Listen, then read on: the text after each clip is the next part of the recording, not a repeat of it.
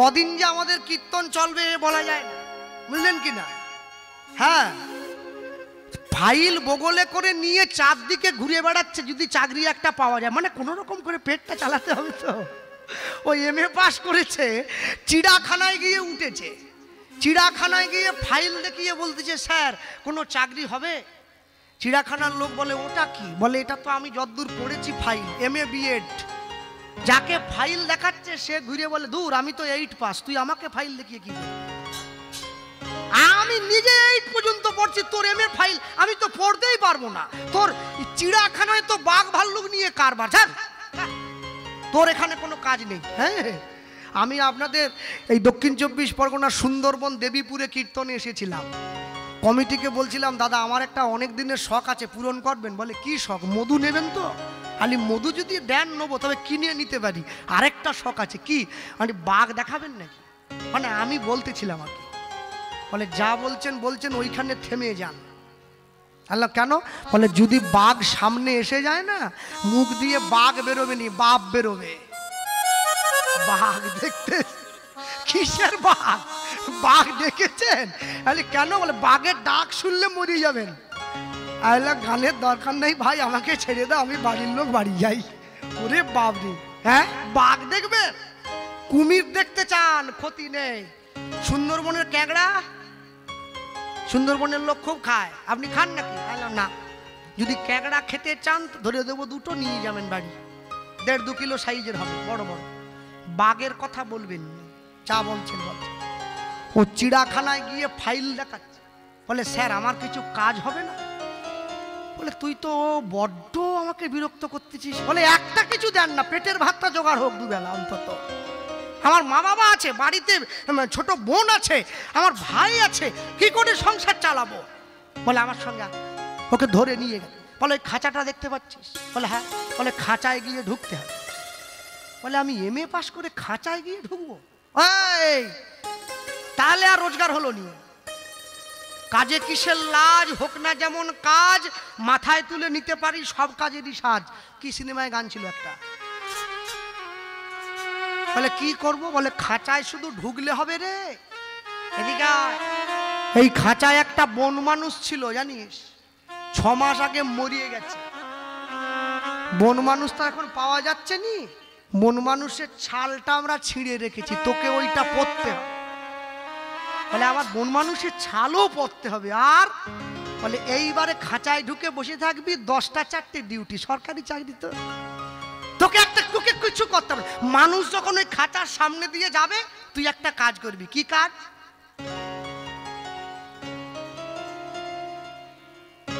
আবার যখন এদিক দিয়ে যাবে, তুই শুধু হাতটা পেতে দিবি, কোনো কথা বলবি না, ধরা পড়ে যাবি। বলে হাত পাতলে কি হবে? বলে হাত পাতলে ওরা হাতে কিছু দেবে, 10 টাকা 20 টাকা, যে বন মানুষ হাত পেতেছে। দিনের শেষে যা পড়বে তোর অর্ধেক আমার অর্ধেক। বলে এখানেও কমিশন? বলে হ্যাঁ হবে তো, তাহলে কাজ হবে নি, লাইনে বহু লোক আছে। কি করে বলো? ও চিন্তা করতেছে তাহলে ঠিকই আছে, যাক তবু হাত যদি পাতলে কিছু পাওয়া যায়, 500 টাকা পড়লে 250 টাকা রোজ, একটা মজুরের পরিশ্রম। ঠিক আছে। ও বসে যাচ্ছে হাত বাড়িয়ে, প্রত্যেক দিন যখন মানুষের চিড়াখানা ঘুরতে যাচ্ছে হাত বাড়িয়ে, ওর হাতে পয়সা দিচ্ছে, দিনের শেষে ভাগ করে। যেইখানটায় ওকে রাখা হয়েছে ওর পাশে আরেকটা খাঁচা আছে। হ্যাঁ, এই স্যাররা যেরকম জেলখানায় আসামি ভরিয়ে রাখে, ওই রকম লোহার শিক দাঁড় করানো, ওইটা ওদিকে বাঘ আছে, বুঝলেন?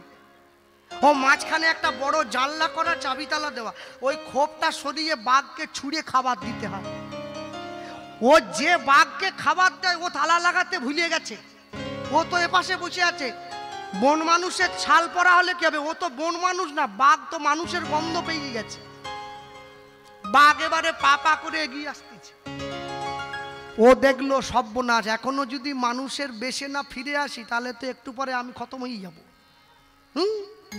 এই চিন্তা করে ও দেখলো আর নকল সেজে থাকলে চলবে না, এবারে আসল রূপে ফিরে আসতে হবে। ও ভয়ে একবারে ওরে বাবা রে, বাঘ রে আমাকে বাঁচাও রে, যেই চিৎকার করে উঠেছে বুঝলেন, বাঘ একবারে ছুটে গিয়ে ওর মুখ চাপা দিয়ে, চুপ কর, বাঘ না আমিও ছাল পরা। বাঘ বা বন মানুষ ভাবতেছে এও নকল, বলে বলে এ খাঁচায় বাঘ ছিল মরিয়ে গেছে।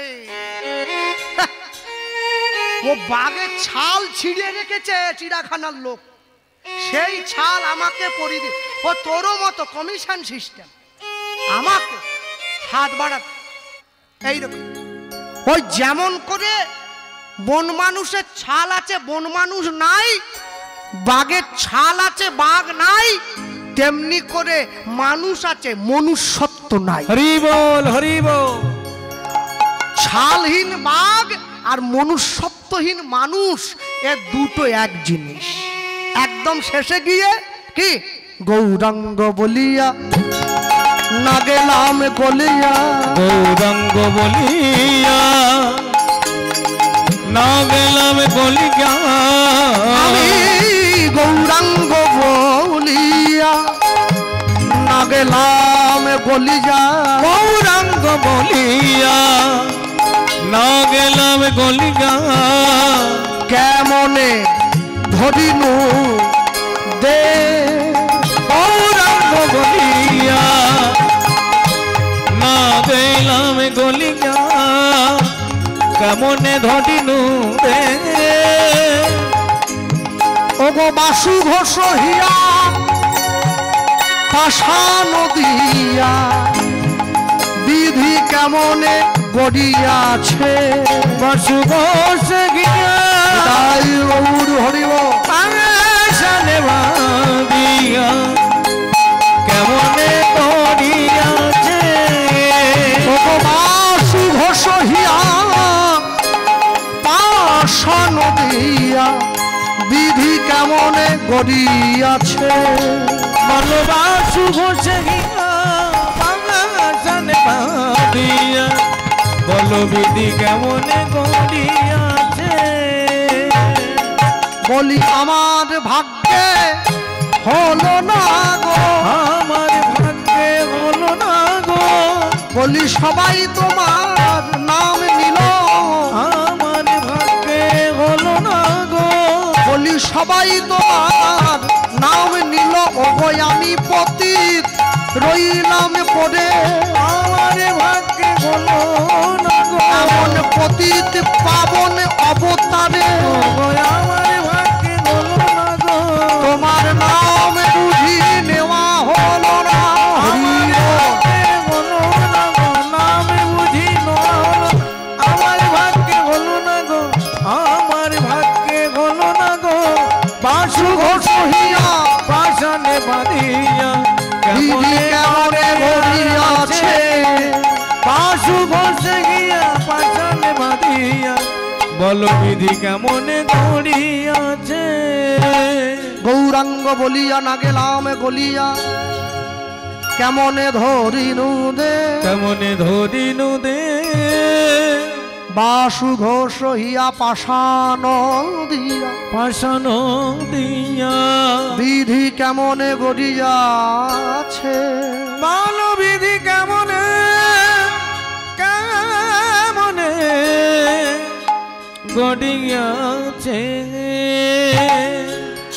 এত মানুষ এক জায়গায় হয়েছেন, এত ভক্ত এত শ্রোতা এক জায়গায় হয়েছেন, শুরুতেই বলে যাই আর শেষেই বলে যাই একটা কথা মনে রাখবেন, হরিনামের আসনে বসে কীর্তন শুনতে গিয়ে ধর্মকথা শুনতে বসে কোনো দিনের জন্যে নেশা করবেন না।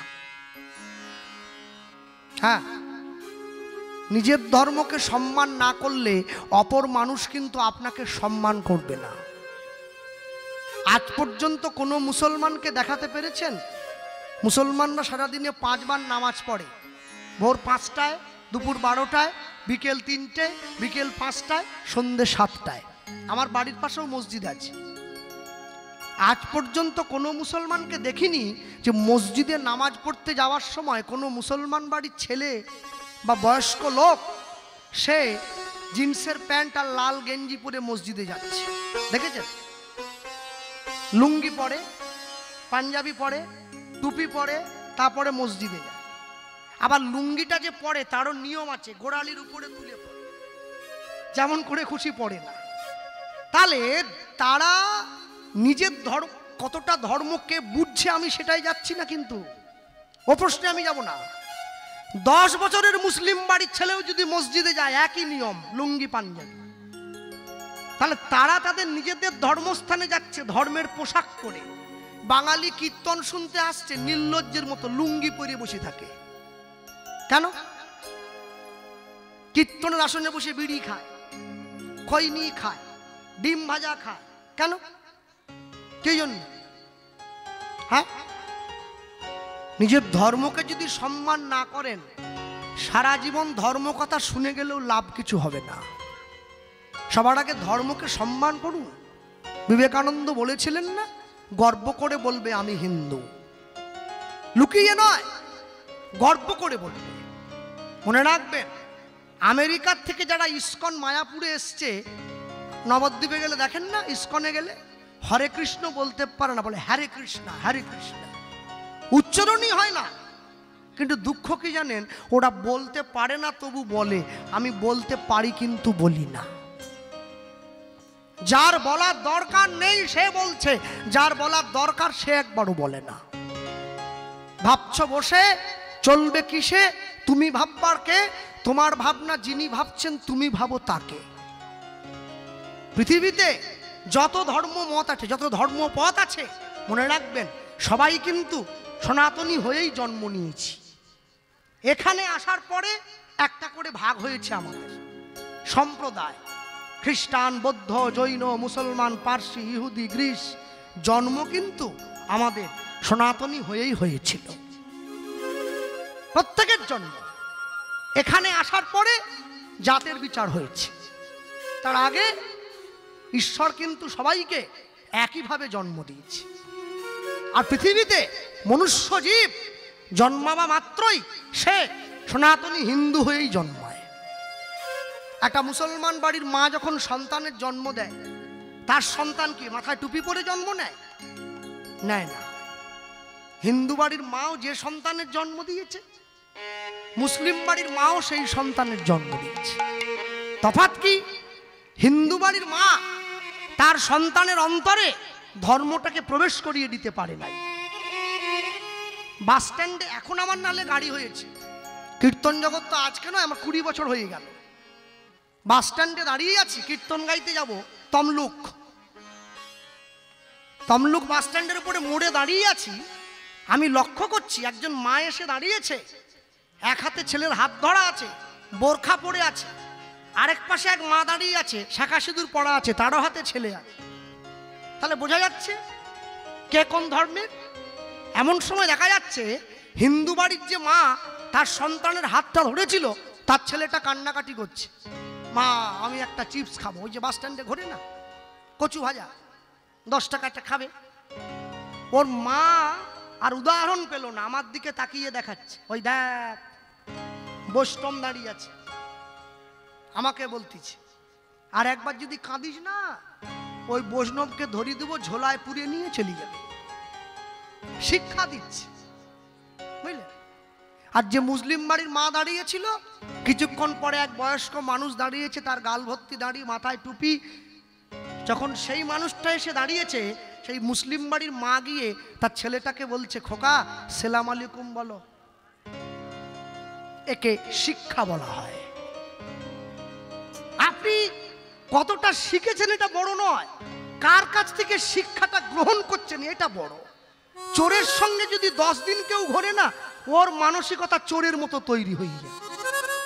আপনি 10 দিন যদি ভালো মানুষের সঙ্গে ঘোরেন, আপনার মনটাই ভালো হয়ে যাবে।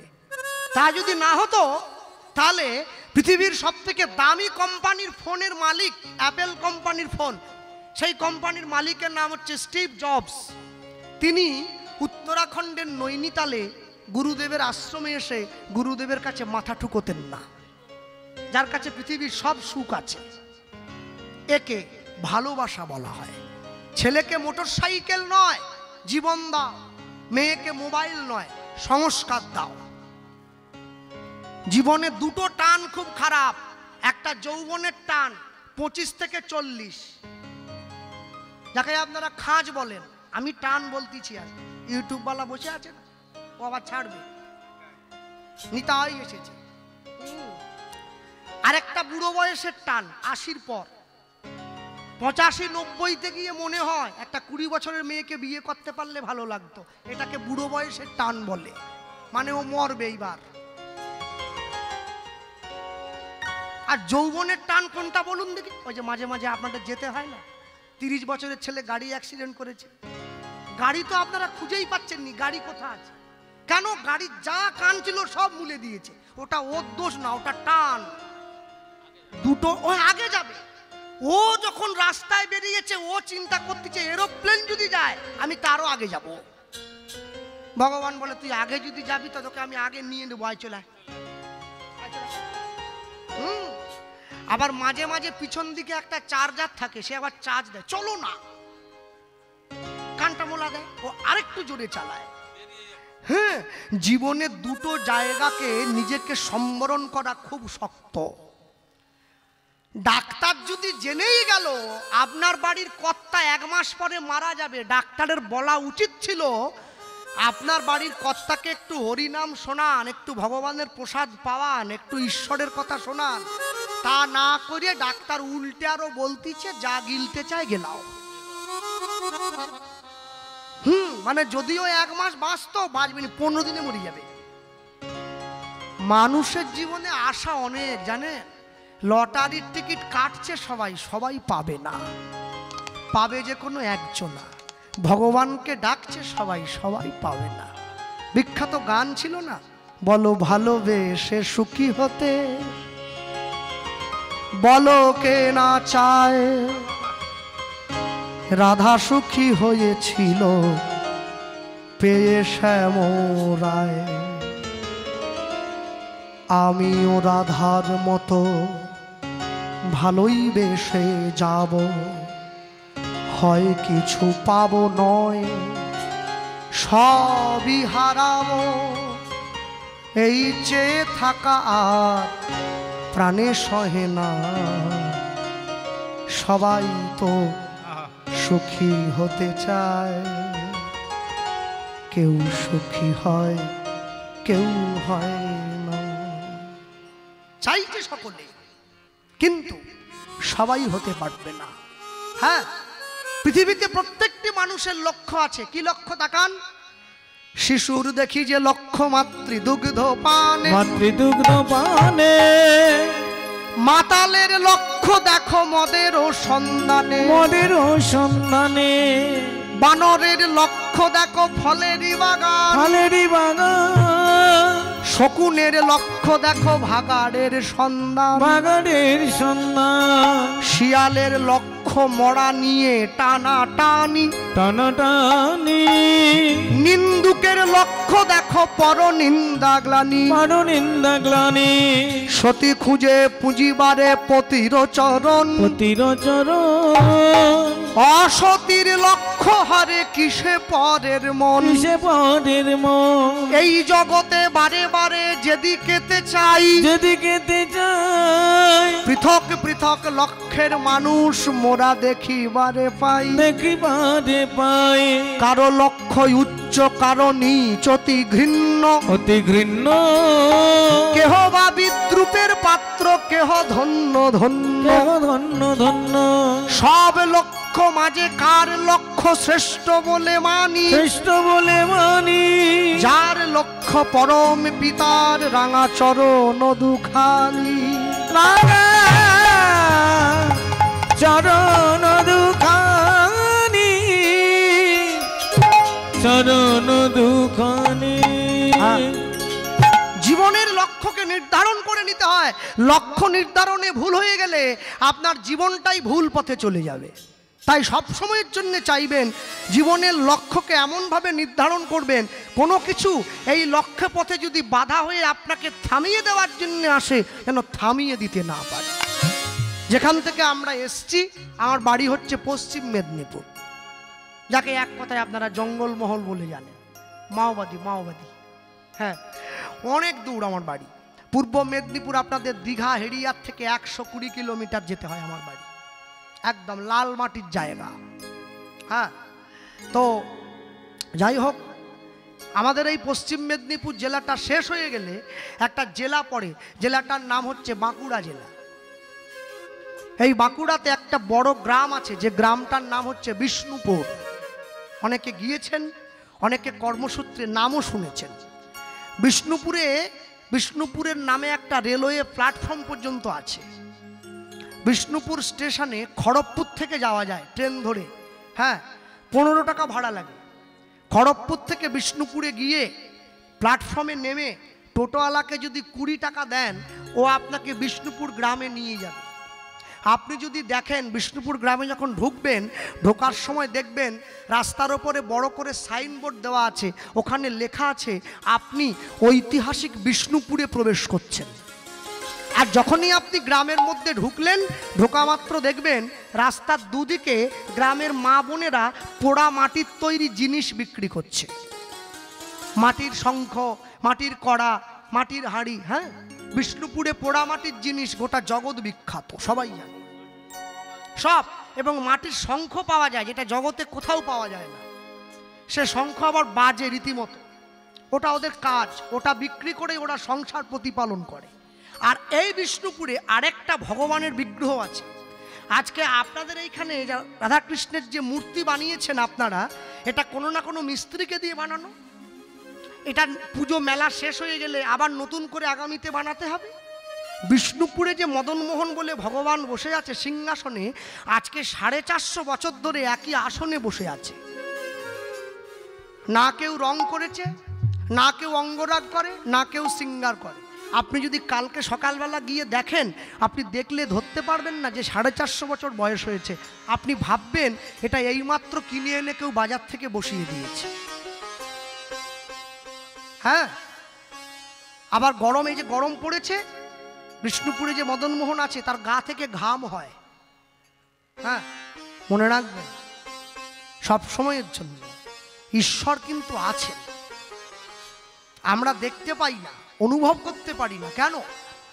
অনুভব করার মতো সেই মনও আমাদের নেই, সেই চোখও আমাদের নেই। আজকে আপনাদের এই স্থানে কীর্তন হচ্ছে।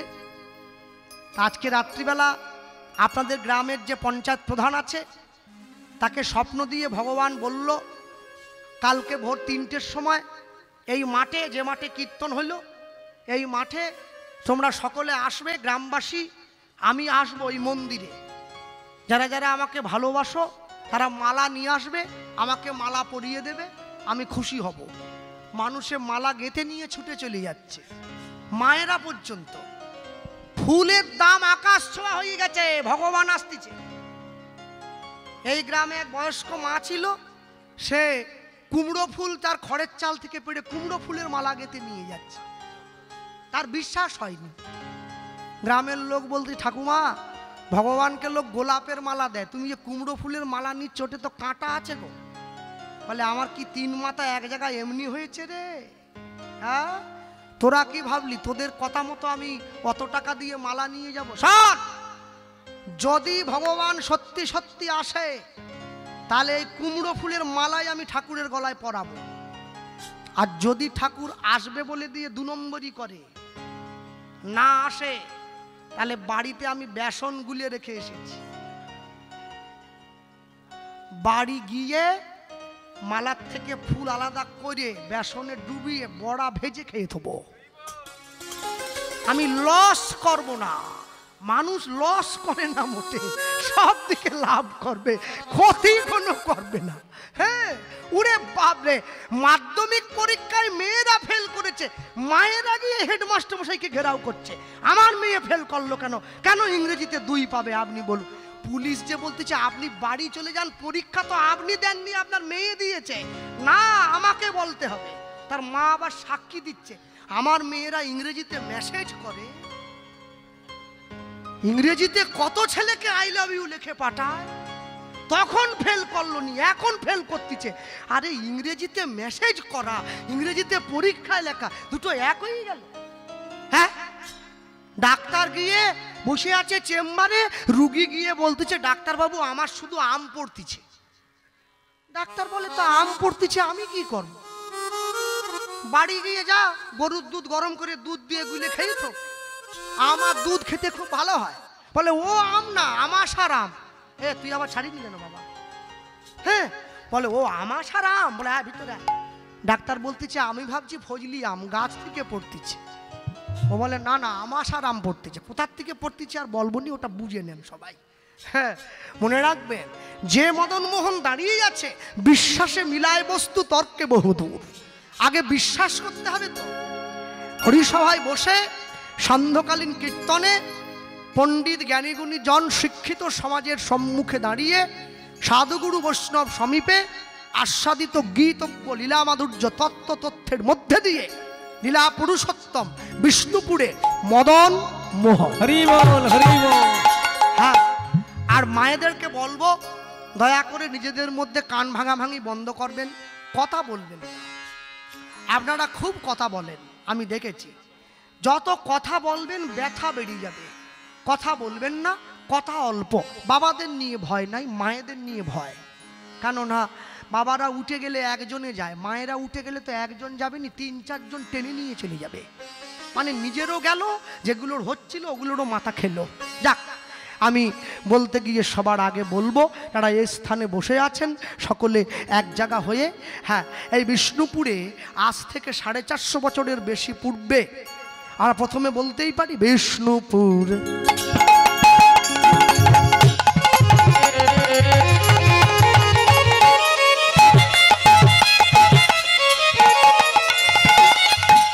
বিষ্ণুপুরে ছিল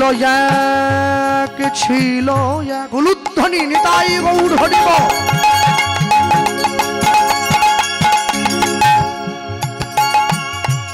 ওগো ক্ষত্রিয় ব্রাহ্মণী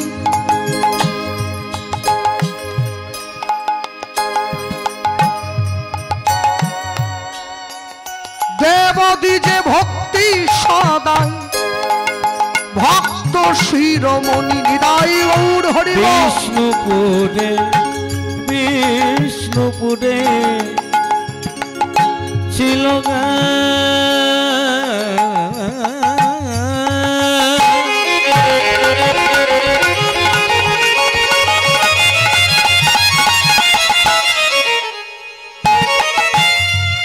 ক্ষত্রিয় ব্রাহ্মণী দেবদ্বিজে ভক্তি সদাই সে যে ভক্ত শিরোমণি সদাই কৃষ্ণ কৃষ্ণ কৃষ্ণ বলে, সদাই কৃষ্ণ কৃষ্ণ কৃষ্ণ বলে, সদা কৃষ্ণ কৃষ্ণ কৃষ্ণ বলে, সদাই কৃষ্ণ কৃষ্ণ সদাই বলে। ওগো ভাসে সদাই নয়ন জলে, সদাই কৃষ্ণ কৃষ্ণ কৃষ্ণ বলে, ওগো গোবিন্দ কৃপা কর বলে, সদাই কৃষ্ণ কৃষ্ণ কৃষ্ণ বলে, ওগো তুমি কৃষ্ণ আমার হলে বলে, সদাই কৃষ্ণ কৃষ্ণ কৃষ্ণ বলে, ওগো আমি তোমার হলাম বলে, সদাই কৃষ্ণ কৃষ্ণ কৃষ্ণ বলে, আমায় রেখো তোমার চরণ তলে, সদাই কৃষ্ণ কৃষ্ণ কৃষ্ণ বলে, ওগো ভাসে সদাই নয়ন জলে, কৃষ্ণ কৃষ্ণ কৃষ্ণ বলে, ভাসে নয়ন জলে, কৃষ্ণ কৃষ্ণ কৃষ্ণ বলে, সদাই কৃষ্ণ কৃষ্ণ কৃষ্ণ বলে। ওগো দেবদ্বিজে ভক্তি সদাই ভক্ত শিরোমণি, ওগো দেবদ্বিজে ভক্তি সদাই ভক্ত শিরোমণি। নিত্য নিত্য ভগবানের কাছে দাঁড়িয়ে ভগবানের জন্য চোখের জল ফেলে। প্রভু, বিষ্ণুপুরে যে ক্ষত্রিয় বাড়ির ব্রাহ্মণী থাকতো, ব্রাহ্মণীর নাম ছিল শিলাবতী। স্বামীর নাম সনাতন দাস। স্বামী স্ত্রীর 2 জনের সংসার। আর এই 2 জনের সংসারে কে ছিল? তাদের সেবিত বিগ্রহ রাধা গোবিন্দ। নিত্য নিত্য ভগবানের চরণ নয়নের জল দেয়। দেখবেন বাংলায় একটা কথা আছে, লোকে বলে সংসার সুখের হয় রমণীর গুণে, বলে না? ওর পরে আরেকটা কথা আছে, কি গুণবান স্বামী যদি থাকে মায়ের সনে। স্বামী প্রত্যেক দিন রাত 12টায় ফিটিং হয়ে বাড়ি চলে আসবে, সে সংসার সুখের হবে নি, দুঃখে ভরে যাবে। স্বামীকেও অনেকটা ভালো হতে হবে, তবে সংসার সুখের হবে। ভক্তমণ্ডলী, ভক্তিমতী মায়েরা মনে রাখবেন, সংসারকে সুখী করতে গেলে সংসারী মায়ের জীবনে প্রাথমিক কিছু কর্তব্য আছে। কি কাজ? সংসারী মায়ের জীবনের প্রথম কাজ হলো, সংসারী মা প্রত্যেক দিন সকালবেলায় সূর্য ওঠার আগে ঘুম থেকে উঠবে, প্রথম কাজ। 2, প্রত্যেক দিন প্রাতঃকালে স্নান করবে সকালবেলায়। ভোর 3টে থেকে সকাল 6টা পর্যন্ত যারা স্নান করে তারা হচ্ছে দেবতা। সকাল 6টার থেকে সকাল 9টা পর্যন্ত যারা স্নান করে তারা হচ্ছে সাধুগুরু মুনি ঋষি বৈষ্ণব।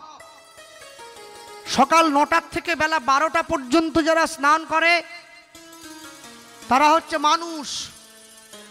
বেলা 12টার থেকে বেলা 3টের মধ্যে যারা স্নান করে তারা হচ্ছে পশু। এবারে আপনারা ঠিকঠাক করুন, ওটা আমি মানে এক জায়গায় বলে আমি বিপদে পড়ে গেছি, বুঝলেন না? দুটো ছেলে দেখি কোনায় বসেছিল, যা আসর থেকে নেমেছি ছুটে এসে আমার সামনে দাঁড়িয়েছে। দাদা, আমি কি ওই কীর্তনের শুরুতে কি একটা চানের কথা বলছিলেন? আমি বাকিটা শোনুন না, ওইটা ওই প্রথমে। আলে কোনটা? ওই 12টার থেকে 3টে পর্যন্ত চান করলে কি বলে যেন? আমলির ভাই তোমাদের বলিনি ভাই, যারা করে ওদেরকে বলে, আমরাই তো করি। পড়বে কথা সবার মাঝে, যার কথা তার গায়ে বাজে, ঠিক লেগে যাবে। আমি বললাম ওটা তো আমি বলিনি, বইতে লেখা আছে, পড়ে বলে দিয়েছি। 12টার থেকে 3টে পর্যন্ত যারা স্নান করে তারা পশু, মনে রাখবেন। আমাকে বলতেছে এই পশুগুলোই কিন্তু টাকা দিয়ে আপনাকে এনে হরিনাম দিচ্ছে। তোমরা রাগ করতেছ, আবার রাগ করতে। ওই জন্য আমি সিদ্ধান্ত নিয়ে নিলাম, আপনারা ঠিক করবেন কে কখন চান টান করেন। নিয়ে গিয়ে দাঁড়িয়েছে, ভগবানের চরণে নয়নের জল দেয়। সংসারী মায়ের চতুর্থ কর্তব্য, সংসারী মা প্রত্যেক দিন ভগবানকে সেবা দিয়ে প্রসাদ গ্রহণ করবে। ভগবান গীতায় বললেন, যে আমাকে না দিয়ে খায় সে চোর। এক পকেটে মোবাইল থাকে, আরেক পকেটে গীতা থাকবে, তবে তো জীবনে ব্যালেন্স থাকবে। সপ্তাহে একদিন করে বাড়ির লোক সকলে মাছ মাংস রান্না করে খাচ্ছ, সপ্তাহে একদিন করে মন্দিরে গিয়ে, মঠে গিয়ে, ঠাকুর বাড়িতে গিয়ে প্রসাদ পাও, তবে তো জীবনে ব্যালেন্স থাকবে। মাসে একদিন করে গোষ্ঠী নিয়ে ফিস্টি করতে চলে যাচ্ছ, পরের মাসে ওই দিনটায় বাড়ির সকলকে নিয়ে হরিনাম শুনতে যাও, তবে তো জীবনে ব্যালেন্স থাকবে। মরার পরে বুকের ওপরে গীতা দিয়ে লাভ নেই। যতদিন বেঁচে ছিল একটু গীতা পড়ো, তবে জীবনে ব্যালেন্স থাকবে। ভালো লাগুক আর না লাগুক রোজ খাবে তিতা, ইচ্ছা করুক আর না করুক রোজ পড়বেন গীতা, পড়বেন। আর একটা কথা বলে যায়, তুলসীর মালা সকলে পড়বেন, কেউ যেন বাদ না পড়ে, সকলে পড়বে। লোকে আমায় বলে, কৃষ্ণবাবু, আলে কে? আমি যে মাছ খাচ্ছি। খান না, যা মন চায় খান। আরশোলা, টিকটিকি, গিরগিটি, সুতি, শামুক, ঝিনুক, গেড়ি, সুতি, গুগলি, বড়া সাপ, ধরা সাপ, খরির সাপ, অজগর সাপ, কুমির টুমির, যা পাচ্ছেন সব খান, সব খান। শুটকি, মাছ ফাট সব খান। মানুষ তো কিছুই বাদ দিচ্ছে নি, সবই খেয়ে নিচ্ছে। সমাজের মাথা চিবি খাচ্ছে, এ তো মাছ, সব খান। মালা পরবেন, তবে যারা নিরামিষ সেবা করছেন তারা মালাটা কণ্ঠের সঙ্গে লাগিয়ে ধারণ করেছেন। যারা আমিষ খাচ্ছেন মালাটা কণ্ঠের থেকে নামিয়ে পড়বেন, তবে পড়বেন কেন জানেন? লাইনে দাঁড়ান, তবে তো ডাক পাবেন। আকাশের শোভা চাঁদ, চাঁদের শোভা তারা, বৃন্দাবনে কৃষ্ণ শোভা, নদিয়ার শোভা গোরা, গ্রামের শোভা বাড়ি আর রাস্তার শোভা গাড়ি, মুসলমানের শোভা তার বড় বড় দাড়ি। বাঙালি হিন্দুরা সংসারে পড়ে ভোগ করে কত জ্বালা, তবু তারা গলায় দিল না দুপে তুলসীর মালা। মালা পড়, সকলে পড়। আর যাদের মালা পড়তে লজ্জা পায় তাদের জন্য একটা উপায় আছে তো, রাত্রিবেলা ঘুমানোর সময় মালা পরে ঘুমোবে। মানুষ দু জায়গায় গিয়ে বেশি মরতিছে, এক বাথরুমে চান করতে ঢুকে আর ঘুমানোর সময়। দেখেন না বাথরুমের দরজাগুলো প্লাস্টিকের বানিয়েছে, কাঠের বানায় না, প্লাস্টিকের। কেন বলুন দেখি? মরে গেলে দরজা ভেঙে বার করতে হবে, খরচ অল্পের উপর দিয়ে যাবে। কাঠের হলে খরচা বেশি। ঘুমানোর সময় মালা পরে ঘুমোবেন কেন? ঘুমের মধ্যে হরিবোল হয়ে গেলে ভগবান তবু দেখতে পাবে আমার চিহ্নটা গলায় আছে। সকালবেলা ঘুম থেকে উঠে যখন ঘরের বাইরে বেরোবেন, মালাটা খুলে বালিশের তলে রেখে দিয়ে বেরোবেন। কেউ দেখতে পেল না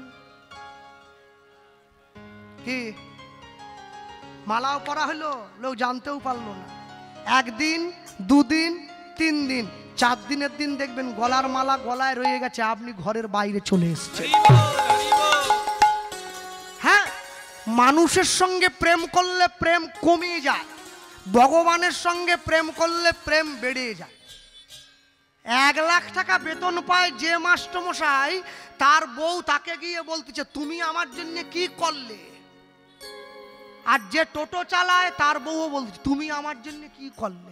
কেউ কারো জন্য কিছু করেনি, সবাই নিজের জন্য করতেছে।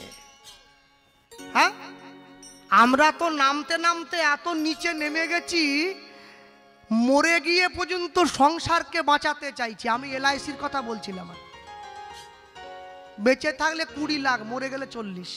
কে পাবে? আমার বউ নমিনি আছে না।